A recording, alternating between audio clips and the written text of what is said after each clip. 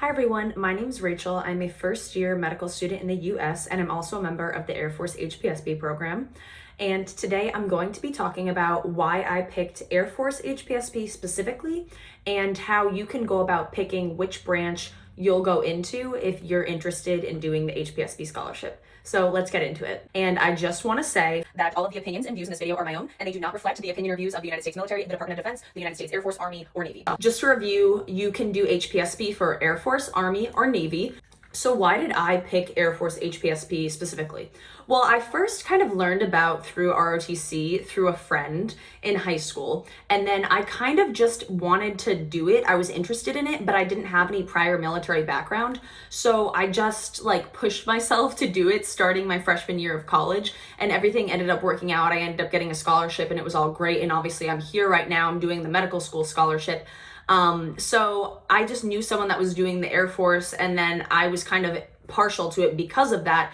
But it's kind of funny because it actually ended up that the Air Force was the best fit for me. I'm really glad that I picked the Air Force, one, because it gives me the option to do aerospace medicine and be a flight surgeon if I want to. I think that's something that's really interesting, and I think it would be really cool to have that experience after medical school and before residency, especially since I came right from undergrad to medical school and I didn't do a gap year. And I kind of feel like that's kind of like a gap year in a way, and it will prepare me for residency if that's what I want to do. And then I'll get more points on my military application for residency if I end up being a flight surgeon. I really connect with the people that I've met in the Air Force. I really think that they're very intelligent, hardworking, good people, because it does. But the Air Force has made statements in support of women and minorities. They've changed the hair standards to make the lives of women easier when doing their hair, because it just was only able to be in a bun before and now can be in a ponytail and braids and other things, and that just makes it easier. Putting your hair in a bun and having these crazy standards with the bun, it's honestly a hassle. I know guys have to get haircuts, but whatever. So the Air Force really just aligned with me best, and I'm very grateful that it's the branch that I chose. And if you have any questions about Air Force HPSP specifically, then please leave them below, because obviously that's the branch that I know the most about. So when I say do your research on each branch, this is what I mean. The Air Force's core values are integrity first, service before self, excellence in all we do. I think that these really reflect the person that I want to be. I want to be a person of integrity. I have chosen to join the military because I am putting service before myself, and I have this commitment for service, and I want to be the best that I can possibly be. I want to embody excellence in everything that I do. This is kind of, the backbone of everything that we do in the Air Force. This is how you lead, how you should do anything.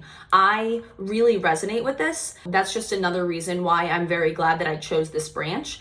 And that's another reason why I'm telling you that you need to do a lot of research on your own and figure out what each of the mission statements and core values are. And if you find yourself resonating with one, then maybe you should do more research on that branch, and maybe that is the one that you align with the best. So I'll first go into a little rundown or summary of each. So if you're talking about the Air Force with people in the military, they're kind of known to be the nerdy ones. The Air Force deals with planes and flying. You have the option for aerospace medicine and being a flight surgeon. Now for the Army is the biggest branch. It's known to be more boots on the ground, more physical. They like to tease the Air Force for, not having as hard of a physical fitness test, because they just got a new fitness test that was updated, the standards, and it's a lot harder than it was before. And now it's much more functional. It has you're throwing a ball and you're doing all this other stuff in deadlifting, and then you run 2 miles.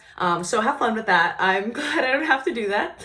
So have fun, Army. They get the most funding because they're the biggest branch. It's still a great branch. It's a slightly different culture than the Air Force, though, in my opinion. Then of course there's the Navy.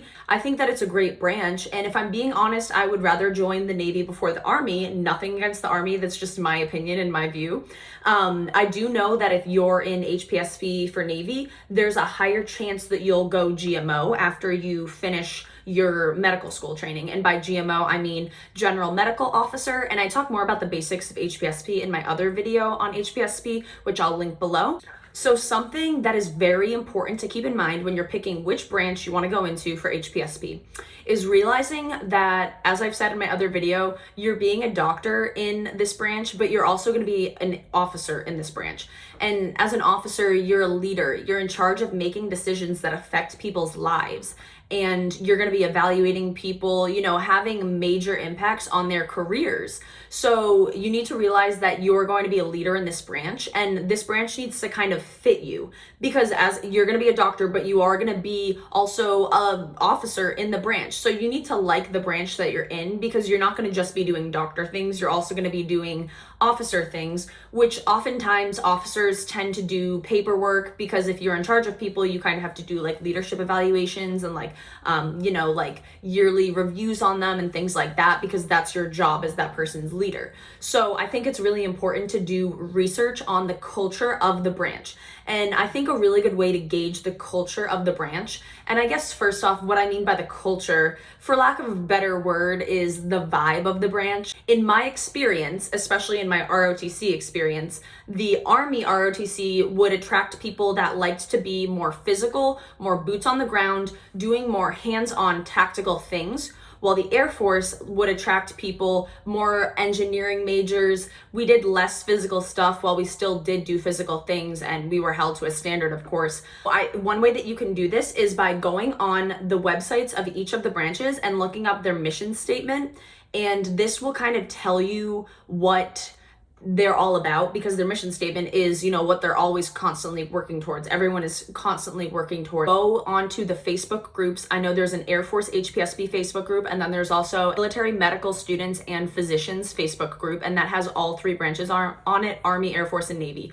Type in your questions on that, and people will respond to your posts. It's a really great way to find out information. Also, you can just look at other people's posts on that page. They've posted a lot of stuff, and I think I only asked like one question on the Air Force HPSP page, but I've learned so much from just reading through other people's questions. And after doing all of this research, I really think that it's important to look at yourself and be like, which branch am I aligned with? And ask yourself, which branch would I be okay with being in if I was not a physician? Because obviously you're in medical school, you're doing the HPSP scholarship, but I'm telling you, if you end up not aligning and not vibing with the people that are attracted to your branch and that are in your branch, I don't think you'll get as much out of your military experience. So I really think you should focus on finding the branch that fits you and your personality.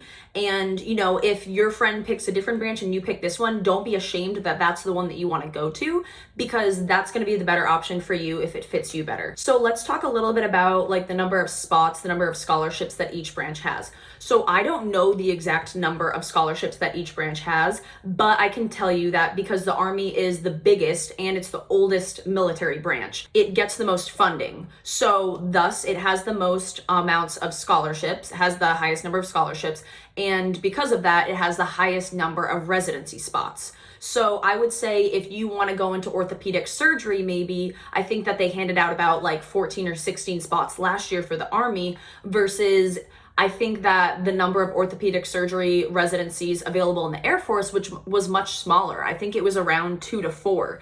Because if the Air Force is a smaller branch, we don't need a ton of new orthopedic surgeons every year. It kind of makes sense.